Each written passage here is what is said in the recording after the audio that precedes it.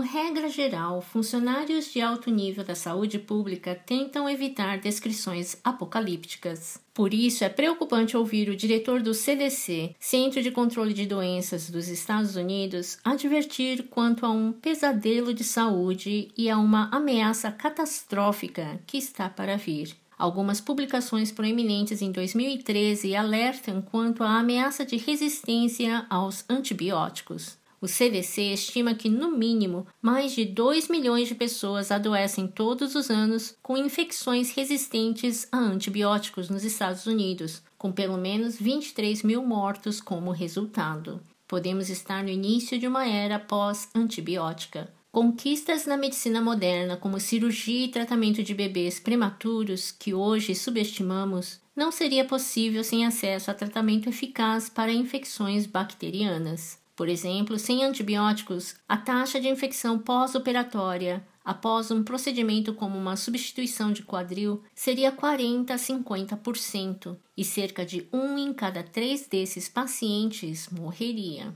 Isso são probabilidades da roleta russa. Por isso, os chamados piores cenários onde infecções resistentes podem custar 50 bilhões de dólares por ano pode ser uma subestimação.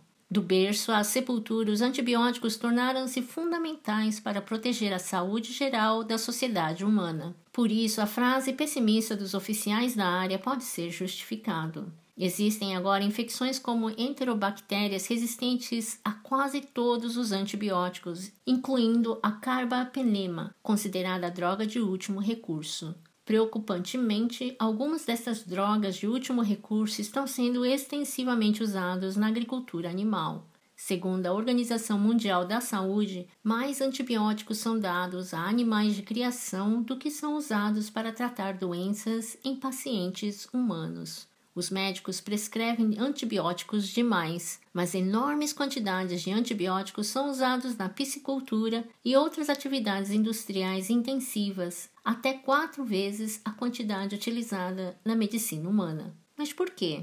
Crescimento abaixo do peso ideal de abate causado por condições anti-higiênicas pode ser compensado com a adição de antibióticos na ração. Em vez de aliviar quaisquer condições estressantes e pouco higiênicas, pode ser mais barato simplesmente dar drogas aos animais. Desta forma, a pecuária industrial está impulsionando o crescimento de organismos resistentes a antibióticos que causam doenças humanas. Isto pode ajudar a reforçar o objetivo de diminuir custos da indústria, mas no processo, as bactérias estão desenvolvendo resistência antimicrobiana, o que afeta a saúde humana. Nos Estados Unidos, a FDA, Administração de Alimentos e Drogas, relata que 80% dos antibióticos nos Estados Unidos são usados em animais de alimentação, principalmente para promover o crescimento neste tipo de produção de alta densidade. Isso pode selecionar bactérias resistentes aos antibióticos como Staph aureus, resistente à meticilina, MRSA ou MRSA, considerada uma séria ameaça nos Estados Unidos. Estas operações industriais de porcos podem fornecer condições ideais para a introdução e transmissão de MRSA.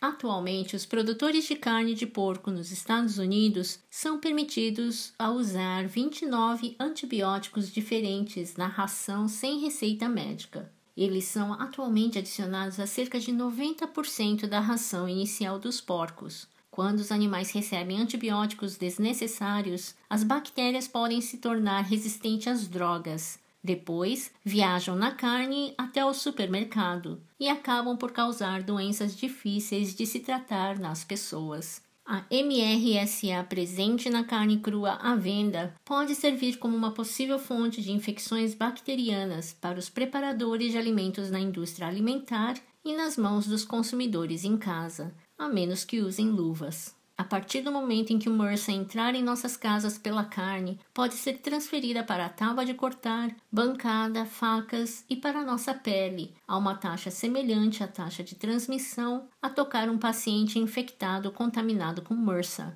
É aconselhável lavar bem as mãos depois de tocar em carne de porco crua.